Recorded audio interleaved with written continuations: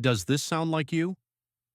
3 in the morning, you're up again, making the journey to the restroom. Tonight isn't the first time. Your sleep is not the only thing that is ruined by this frequent disruption. It saps your vitality, energy, and clarity for the next day. Every time you travel in the dark, you feel frustrated, while your partner, of course, sleeps soundly. And why me, you ask? Is aging simply like this? Many people think so, accepting that they will never be able to sleep through the night again, that they will always be exhausted, and that they will be afraid of tripping in the dark. But I have a very clear message for you. This need not be the case. You do not have to put up with a life of sleepless nights and worn-out days. My name is Dr. Grace Prescott, and I have been a doctor for more than 20 years. My professional goal has been to solve the enigmas surrounding the bladder and urine system. Similar to you, thousands of men and women have entered my office in despair and desperation, but I have repeatedly seen amazing changes. I'm not bringing general advice today. I'm going to provide a crucial urological tactic that can help you regain your sleep by teaching you when and how to drink water. You'll question how you didn't discover this strategy sooner because it's so straightforward, so sensible, and yet so underutilized. This information will not only make your nights better, so stay with me. It might alter your life. I want you to grasp the full extent of this before I offer you the solution. Up to 70% of persons over 60 get up at least once throughout the night to go to the bathroom. And it's 2, 3, or even more times for a lot of people. Nocturia is the term for this. To be clear, it's not normal, even though it's frequent. It's not an innocuous age-related toll. There are considerably more significant repercussions if you ignore your body's warning signal, which is like a siren blasting in the night. Keep reading because I'll explain not only why this occurs, but also the exact tactic we employ to help our patients cease this draining cycle. I can assure you that the last revelation may permanently alter your nights. The unseen perils of the silent epidemic. There's a reason why we refer to Nocturia as a silent pandemic. People don't discuss it. They suffer in private, either resigned or ashamed. However, I hear the true stories in my office. I spoke with a 72-year-old grandfather named Michael, who used to like creating model ships out of bottles but had to quit because his hands were shaking from sleep deprivation. I speak with Susan, a 68-year-old retired teacher who lost her independence after suffering a shattered hip during one of her nightly restroom trips. Anecdotes are not what these are. They represent the brutal truth. The issue extends well beyond fatigue. Let's be honest about the risks associated with these potty breaks. First, the possibility of falling. You're half asleep and your equilibrium is awful in the dark. A life-altering injury could result from the obstacle course, rug, and furnishings that make up the restroom path. A hip fracture may signal the beginning of a significant decline in an older adult's health. The effect on your mental well-being comes in second. It's not a luxury to sleep deeply, it's essential. Your brain purges toxins acquired throughout the day, organizes memories, and cleans up while you sleep. That cleanup isn't done right when your sleep is broken up night after night. The outcome? Memory loss, concentration issues, brain fog, and an increased risk of neurodegenerative disorders over time. It's not aging that causes forgetfulness, it's the absence of restful sleep. The stress on your heart comes in third. Stress hormones are released by your body each time you wake up unexpectedly. Your heart rate and blood pressure increase. Your cardiovascular system is being continuously stressed if this occurs several times each night. Severe nocturia has been linked in numerous studies to an increased risk of hypertension and other cardiac conditions. And lastly, the psychological cost. Chronic exhaustion robs you of your happiness. It might cause sadness and makes you agitated and nervous.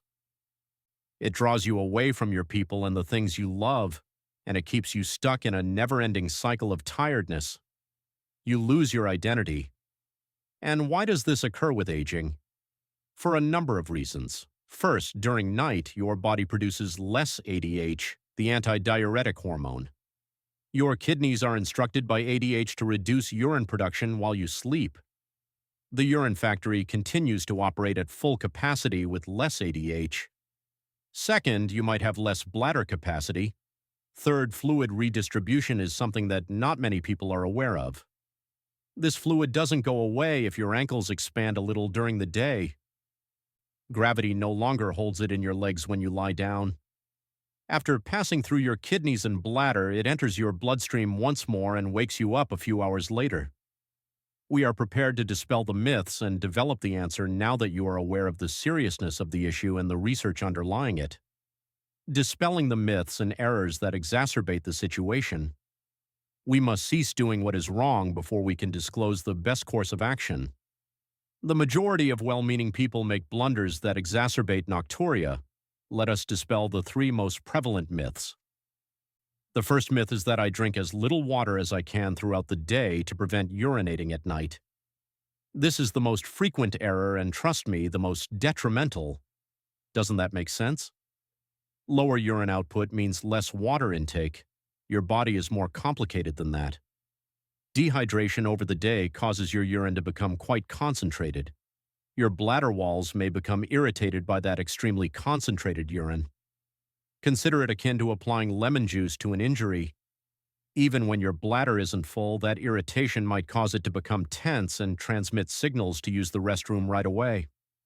In addition, your body attempts to process the liquid all at once, frequently at night, when you finally drink anything in the afternoon to slake your thirst. Ironically, if you drink too little during the day, you may have more nighttime potty breaks. The second myth is that I have a small bladder. This is how I've always been.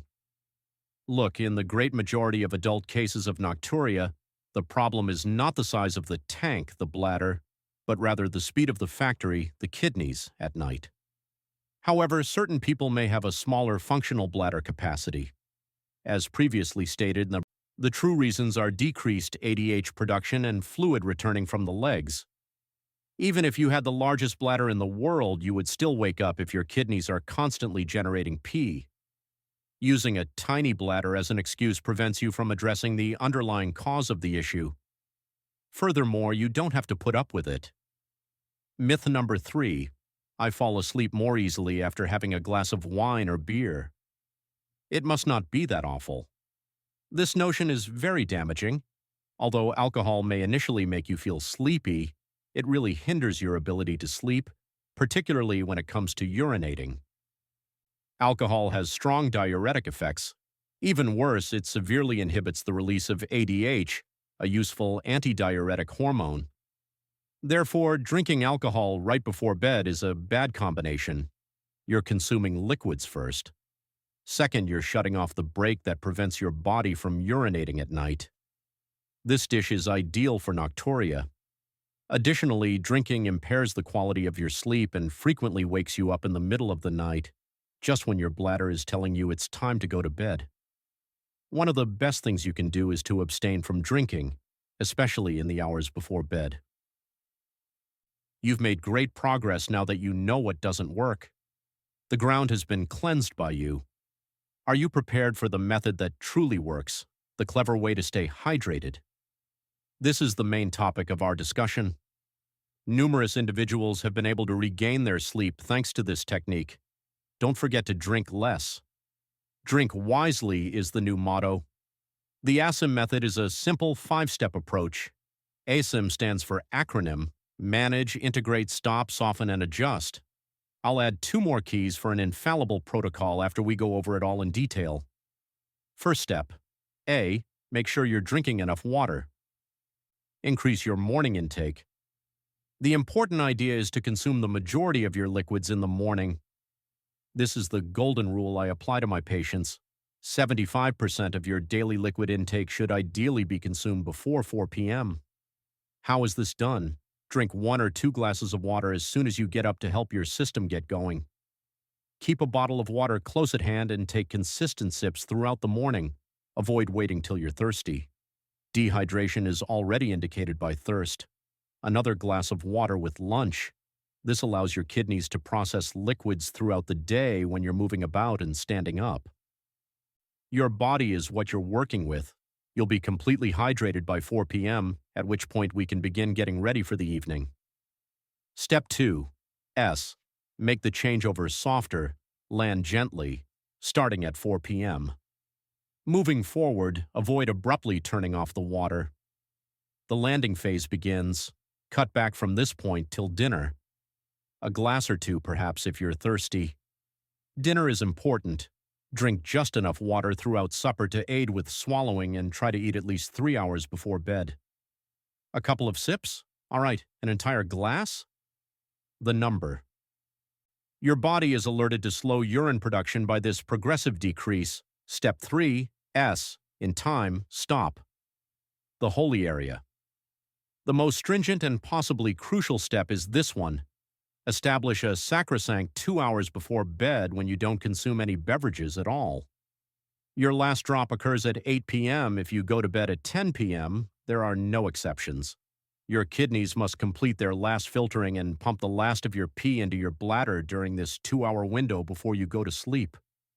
Your kidneys will almost certainly be in overdrive when you lay your head on the pillow if you drink during those 2 hours, putting you at risk for a toilet break at 1 or 2 in the morning. Take a small sip, not a glass, or rinse your mouth without swallowing if it seems dry. This is a sacrosanct rule. That is the fundamental ASIM approach. However, there are now 2 more phases that make it better. Step 4. I. Combine electrolytes. Boost absorption. Here's a quick tip to improve the way your body uses water. Drinking water isn't the only way to stay hydrated. Getting that water into your cells is the key. Electrolytes are beneficial. The concept is straightforward. Add a pinch, just a pinch, of unrefined sea salt and a squeeze of lemon juice to your first glass of water each morning. The lemon contributes potassium and the salt supplies sodium, which aids in the absorption of water by cells. This can increase the effectiveness of your morning hydration and lessen afternoon thirst. Step 5. M. Take care of your dinner. Reprimand the saboteurs. What you eat for dinner is as essential as what you drink. For your last meal of the day, avoid hot or acidic foods which irritate the bladder, too much sugar or simple carbs which might increase urine production, high water content foods like soups, watermelon or cucumbers. Eat those earlier. Chocolate and caffeine, which are bladder stimulants, and of course no coffee, tea, or sodas. Choose a supper heavy in protein and sautéed veggies. This maintains blood sugar constant and doesn't overload your system. There you have it, the whole ASIM approach. It's not magic, it's applied science, supporting techniques, boosting the results. If the ASIM approach is the engine, these techniques are the high-performance tires. They're the supporting tactics that optimize results. Support technique 1, double voiding, ensure the tank is empty. Ever gone to the restroom right before bed and 20 minutes later felt the desire again? It's because you didn't entirely empty your bladder. The double voiding technique is simple and strong. Right before bed, go to the restroom, sit on the toilet. Yes, men, you too. Sitting relaxes the pelvic floor muscles and allows a more complete emptying. When you're done, don't get up. Wait about 30 to 60 seconds. Relax. Now lean forward slightly and try to urinate again. You'll be surprised how often a little more comes out. That little more can be the difference between sleeping through the night or waking up at 3 a.m. Make this your ritual. Support technique 2. The gravity elevator. Manage fluids. Remember the fluid returning from your legs? We can get ahead of that process. The solution. The gravity elevator. 1 or 2 hours before bed, while reading or watching TV, elevate your legs above heart level. Prop them on pillows, on the couch, or in bed. This uses gravity to your advantage, encouraging that fluid to return to circulation before you lie down. Your kidneys will process it and you can eliminate it with your double voiding. You're proactively milking your legs so they don't do it to your bladder while you sleep. Wearing compression socks during the day also helps prevent fluid buildup. Support technique 3. Salt shaker control. We used a pinch of salt in the morning, but too much salt in your overall diet is a disaster for nocturia. When you eat too much salt, your body retains water to dilute it. You feel thirstier and drink more. Plus, your kidneys have to work double to eliminate that salt, and they need water for that, which turns into urine. Check processed foods, deli meats, and ready-made meals. Cooking at home gives you control. Cutting salt not only helps your bladder, but also your blood pressure. We've unmasked Nocturia not as an annoyance, but as a life thief. We've debunked the myths that kept you stuck, and I've given you the keys, the ASIM method and supporting techniques to take control. I remember my patient Michael, the model shipbuilder. After just 2 weeks with this protocol, he called me. His voice sounded stronger. "Doctor," he said, "last night I slept 7 hours straight." 7? I didn't even remember what that felt like. This morning my hands weren't shaking. I'm back in my workshop. I'm not just sleeping more. I feel alive again. You have the ability to change that starting tonight. Taking back your sleep is a choice.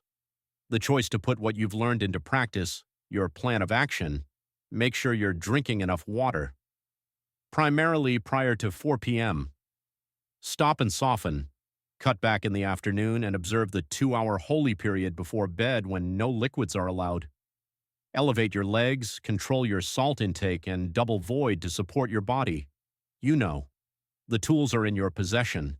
You have the ability to alter your nights. If you found this information useful, I kindly ask that you do 3 easy things. To help this video reach more people who need it, first click the like button. Second, subscribe to avoid missing any more health tips that could change your life. Thirdly, I find this to be very significant. Tell me how often you wake up at night in the comments section right now. Give your phone number. This is not a place of shame, simply a group of people who are sympathetic to your situation. You're not merely taking the first step by putting it in writing. You're letting people know they're not facing this challenge alone. I appreciate your trust and time. Get ready for the most restful night's sleep you've experienced in a long time. You're worthy.